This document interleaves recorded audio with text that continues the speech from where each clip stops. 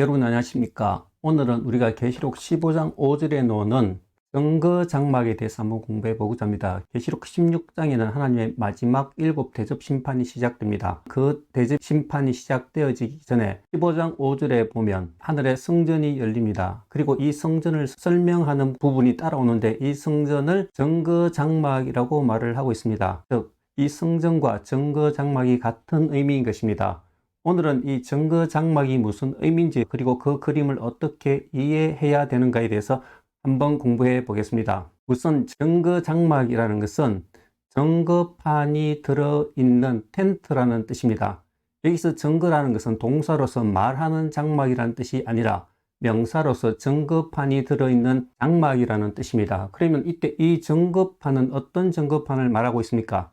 그것은 하나님과 하나님 백성 사이가 언약 관계로 맺어져 있다는 것을 보증하는 판인 것입니다. 그것은 다름 아닌 십계명을 말하고 있습니다. 그러므로 정거장막이라는 것은 십계명이 담겨져 있는 장막이라고 볼 수 있습니다. 그러면 이 정거판이 하는 역할이 무엇입니까? 이 역할을 제대로 알려면 우리는 다시 한번 출애굽기로 돌아갈 필요가 있습니다.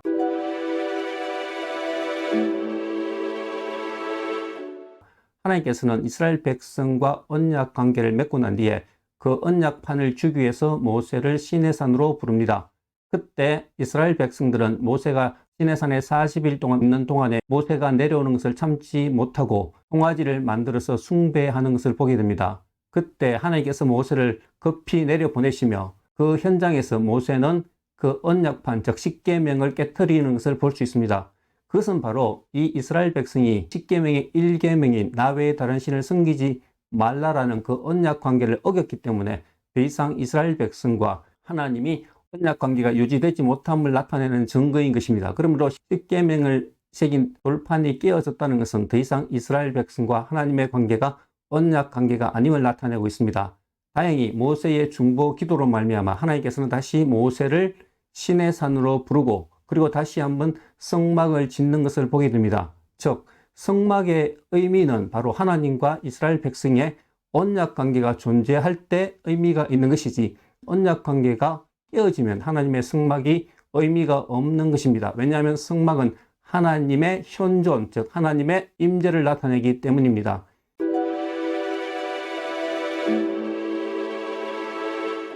이것은 동일하게 이스라엘 백성이 바벨론의 포로로 갈 때도 적용이 됩니다. 우리가 앞에서 살펴보았던 것처럼 이스라엘 백성이 바벨론의 포로로 간다는 것은 하나님의 언약 관계가 깨어진 것을 말을 하고 있습니다. 그 증거로서 예루살렘 성전이 불타고 또한 예루살렘 시가 불타는 것을 보게 됩니다. 그때에 이 언약궤가 없어진 것을 보게 됩니다. 이것은 즉 민족적 이스라엘과 하나님이 언약 관계가 깨어졌음을 말하고 있는 것입니다. 하지만 하나님께서는 새 언약을 예레미야 31장을 통해서 다시 한번 약속해 주고 있습니다. 이 새 언약의 특징은 하나님의 율법이 사람들의 마음속에 기록된다고 말하고 있습니다.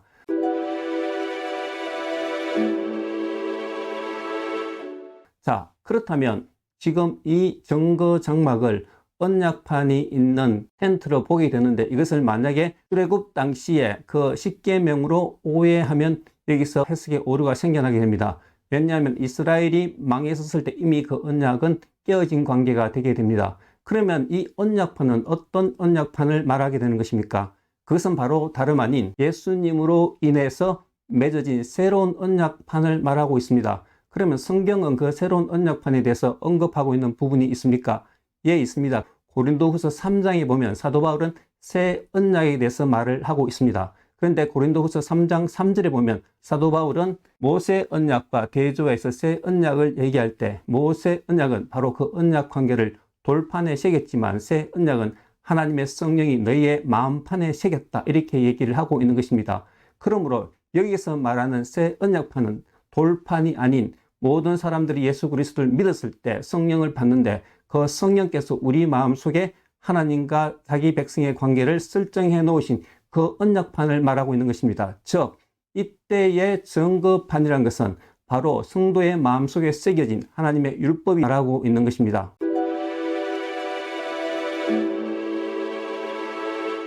두 번째로 우리가 살펴볼 것은 이 언약판을 담고 있는 텐트, 즉 장막은 어떻게 해석해야 되는가입니다. 요한계시록에서는 하나님의 성전을 세 가지로 말해주고 있습니다. 첫 번째는 나오스라고 말할 때 이것은 하나님의 성전 중에서도 성소와 지성소를 일컫는 부분입니다. 두 번째는 21장에 들어가면 하나님의 성전이 새 예루살렘이 되는 것을 보게 됩니다. 세 번째는 하나님의 성전을 일컬을 때 바로 원어로 하면 스케네, 즉 이것을 장막, 텐트로 얘기하고 있습니다. 이 세 번째 장막에 포함된 성전의 의미는 무엇입니까? 우리가 그것을 알려면 구약의 사무엘하 7장 6절을 보면 뜻을 이해할 수 있습니다. 사무엘하 7장은 다윗이 자신의 왕국이 견고하여지고 평온하여졌을 때 하나님의 궤가 텐트 안에 있고 자기는 왕궁에 사는 것이 마음에 걸려서 하나님을 위해서 성전을 지으려고 하는 장입니다. 그때 나단 선지자에게 그 요청을 했었을 때 하나님은 다윗에게 이렇게 말을 합니다.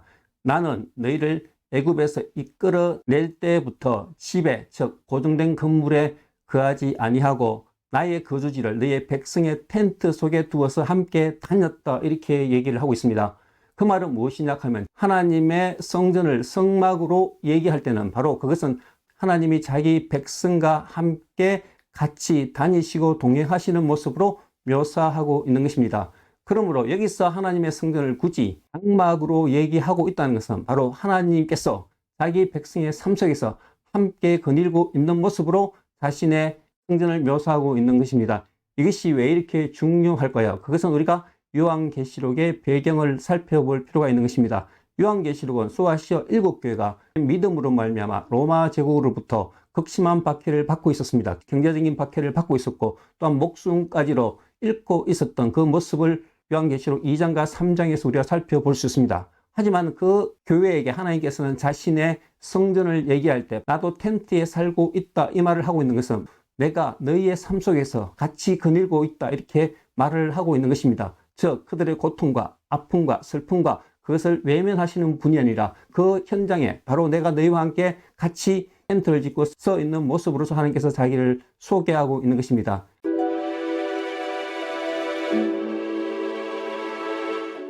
그러므로 이 증거 장막이라는 것은 다름 아닌 예수 그리스도를 믿음으로써 성령을 받으면서 마음판에 새 언약판을 가진 하나님의 모든 백성들을 말하는 것이고, 하나님은 그 모든 백성들과 함께 거하시는 모습으로 자신의 성전을 말하고 있는 것입니다.